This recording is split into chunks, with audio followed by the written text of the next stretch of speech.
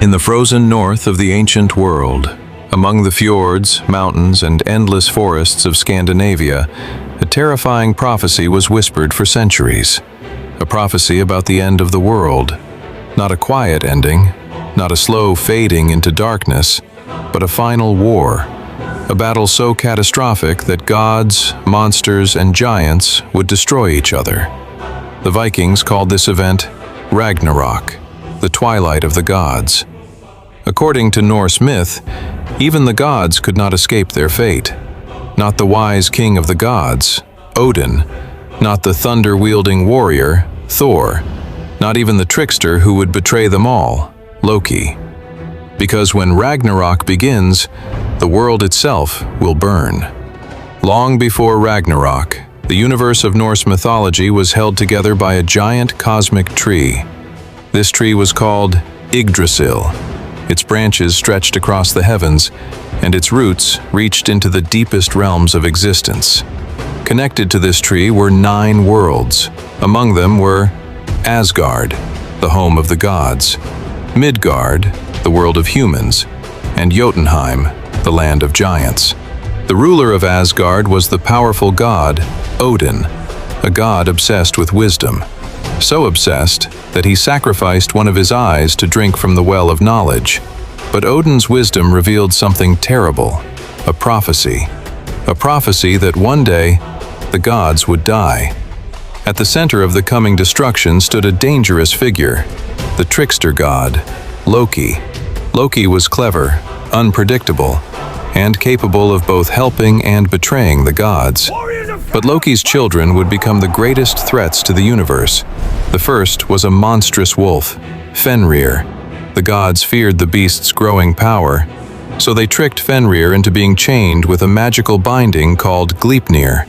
But the prophecy said that one day, Fenrir would break free. Another child of Loki was even more terrifying. A giant serpent so enormous it could wrap around the entire world, Jörmungandr. The serpent was thrown into the ocean surrounding Midgard. There it grew and grew until it circled the earth. The final child of Loki ruled the realm of the dead, the goddess, Hel. Together, these beings would play a crucial role in Ragnarök. The prophecy warned that Ragnarök would not arrive suddenly. It would begin with signs. The first sign was a terrible winter, a winter so brutal that the world would freeze. This winter was known as Fimbulwinter. Snow would fall endlessly. Crops would die. War would spread across the human world. Brother would kill brother. Civilization would collapse. And as chaos spread across Midgard, the enemies of the gods would begin to gather. When Ragnarök finally begins, the forces of destruction will be unleashed. The first to break free will be the great wolf, Fenrir. His jaws will stretch across the sky and earth, devouring everything in his path. Meanwhile, the oceans will churn violently. From the depths will rise the great serpent, Jörmungandr. Poison will spill across the seas and sky, and the trickster god Loki will escape his prison, leading the armies of chaos. But the most terrifying enemy of the gods will come from the south, the fire giant king, Surtr. Surtr carries a sword of living flame, and when he marches into battle, the sky itself burns. Behind him march the armies of fire. Together they cross the rainbow bridge, Bifrost, which shatters beneath their weight. The final battle has begun.